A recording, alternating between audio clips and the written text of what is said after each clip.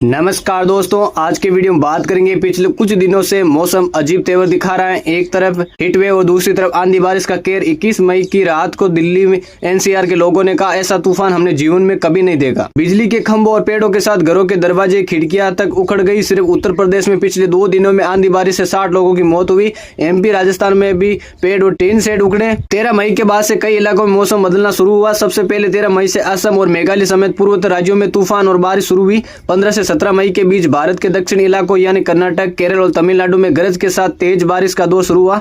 19 से 23 मई तक Delhi, UP, MP, Rajasthan समेत लगभग सभी प्रदेशों में आंधी तूफान देखने को मिला। उत्तर प्रदेश में आंधी बारिश के चलते पिछले 2 दिनों में 60 लोगों की मौत हो गई। सबसे ज्यादा 6 लोगों की मौत फतेहपुर जिले में हुई। इसके अलावा राजस्थान में 2 और दिल्ली में भी 4 लोगों ने जान गंवाई। छत्तीसगढ़ में 21 मई को बिजली गिरने से 4 लोगों की मौत हुई थी। इसके अलावा सैकड़ों लोग आंधी तूफान के चलते घायल भी हुए। 21 मई को इंडिगो की एक फ्लाइट दिल्ली से श्रीनगर जा रही थी। श्रीनगर से 20 मिनट पहले फ्लाइट तक तूफान में फंस गई।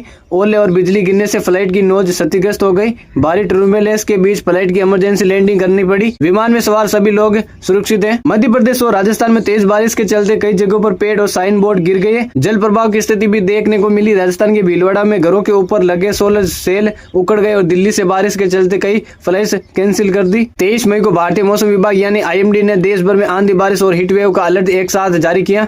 महाराष्ट्र और गोवा के तटीय इलाकों में बहुत भारी बारिश के साथ ही हीट वेव का रेड अलर्ट दिया।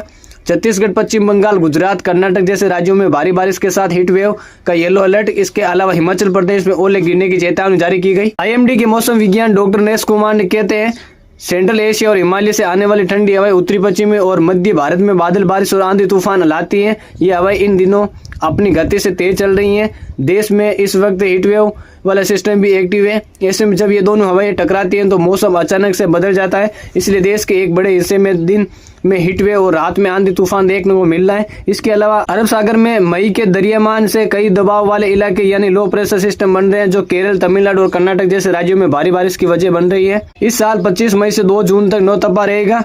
इस दौरान सूर्य पृथ्वी के करीब होता है जिससे उसकी किरणें सीधे और तेज पड़ती है और तापमान बढ़ जाता है। माना जाता है कि इन 9 दिनों में बहुत ज्यादा गर्मी पड़ती है। हालांकि हर साल ऐसा हो ये जरूरी नहीं। मानसून आने से पहले मई में हल्के आंधी तूफान को आमतौर पर सामान्य माना जाता है। ऐसा हर 1-2 साल में होता है। दिल्ली में लगभग हर साल मई महीने में औसतन 5.9 दिन आंधी तूफान आता है, लेकिन इस बार ये सिस्टम पूरे देश में बना हुआ है जो सामान्य से थोड़ा अलग है। गर्म हवा ऊपर उठने से लो प्रेशर एरिया बनता है। ये लो प्रेशर ठंडी और नम हवाओं को अपनी तरफ आकर्षित करता है। उत्तर और मध्य भारत में ठंडी और नम हवाएं कई तरफ से आती है और सेंट्रल एशिया, हिमालय और अरब सागर से इस बार ठंडी हवाओं ने प्रेशर ज्यादा बढ़ा दिया। गर्म और ठंडी हवाओं के टकराने से मई जैसे गर्म महीने में भी इतने भीषण तूफान आने लगे। उत्तर प्रदेश, हिमाचल प्रदेश, उत्तराखंड, महाराष्ट्र, पश्चिम बंगाल, छत्तीसगढ़, बिहार, उड़ीसा, मध्य प्रदेश में इस दौरान बारिश होगी। कुछ इलाकों में हल्की तो तेज बारिश का अनुमान। उत्तरी पूर्वी राज्यों और दक्षिण भारत में केरल और कर्नाटक में भी बारिश की संभावना। 24 मई को मध्य प्रदेश में 70 किलोमीटर प्रति घंटे की रफ्तार से हवा चल सकती है। वहीं बिहार में 24 और 25 मई को इसी रफ्तार से हवा चलने की संभावना।